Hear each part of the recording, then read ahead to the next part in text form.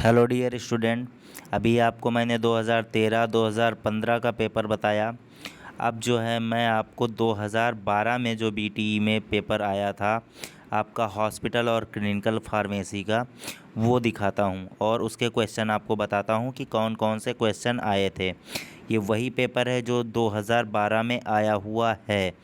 ठीक है, पहला क्वेश्चन इसमें आया था अटेम्प्ट एनी थ्री। ठीक है, पार्ट 1 जो है part A, part B, part C होता है, जिसको section A, section B, section C बोलते हैं। ठीक है, तो इसमें पार्ट लिखा हुआ है, पार्ट लिख के आता है। तो पार्ट ए में अटेम्प्ट एनी थ्री आपको 4 क्वेश्चन दिए हुए हैं, जिसमें से आपको 3 क्वेश्चन करने हैं।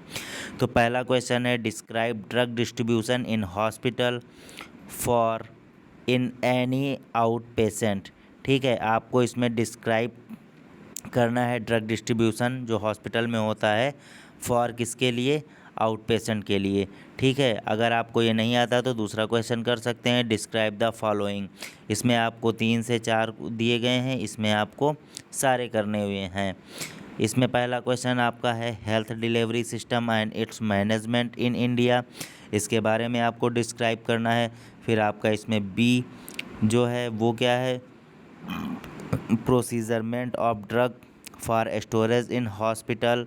ठीक है, आपका 3 जो क्वेश्चन है, क्वेश्चन नंबर 3, उसमें क्या दिया हुआ है डिस्क्राइब द फॉलोइंग। इसी तरह जैसे पहला क्वेश्चन था, फिर दूसरा वाला जो क्वेश्चन था उसमें 2 क्वेश्चंस थे अंदर, जिनको 2 एक्सप्लेन करना था। फिर तीसरे में भी ऐसा ही है कि आपको 2 ऑप्शंस दिए गए हैं, उसमें दोनों ही आपको एक्सप्लेन करना है।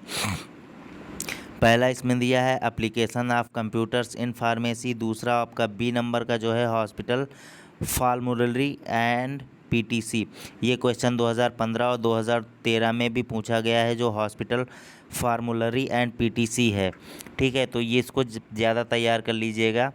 मैं इसलिए सारे पेपर आपको दे रहा हूँ, जो क्वेश्चन ज़्यादा रिपीट हुए हैं उस पर थोड़ा सा ज़्यादा फोकस करिएगा, क्योंकि उसके आने के चांसेस 99.9% रहते हैं।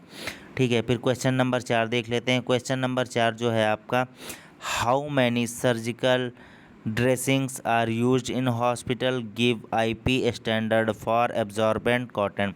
ये भी जो क्वेश्चन नंबर 4 है, ये आपका 2013 में जो पेपर आया था हॉस्पिटल एंड क्लिनिकल फार्मेसी का, ये क्वेश्चन उसमें पूछा गया था। तो ये भी आपका बहुत ज़्यादा इम्पोर्टेंट है, तो आप इसको भी अच्छे से पढ़ लीजिएगा। फिर आप पार्ट बी में आ जाते हैं। पार्ट बी में आपका इसी तरह का एक इन्फॉर्मेशन लिखा रहेगा अटेम्प्ट एनी टू, मतलब आपको 3 क्वेश्चन दिए रहेंगे, उसमें से आपको 2 करने रहेंगे। वो कौन कौन से क्वेश्चन है देख लेते हैं।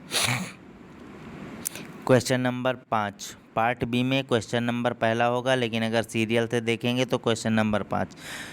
तो क्वेश्चन नंबर जो 5 है आपका, इसमें दिया है right note on any two. आपको 3 ऑप्शंस दिए हैं, 3 में से आपको 2 करने हैं।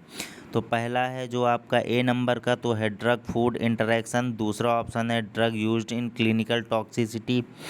तीसरा आपका है टेरा टोगनिसिटी। ठीक है, तो आपके 3 ऑप्शंस दिए हैं, जिसमें आपको 2 करने हैं। ठीक है, क्वेश्चन नंबर 6 देख लेते हैं। क्वेश्चन नंबर 6 में भी आपको 3 ऑप्शन दिए गए हैं, जिसमें से आपको 2 करने हैं। क्या है आपका? पहला है जो है वो drug abuse and addictive drugs है। दूसरा ऑप्शन है बायो अवेलेबिलिटी ऑफ ड्रग्स है। तीसरा आपका फार्मासिस्ट एंड पेशेंट काउंसलिंग है।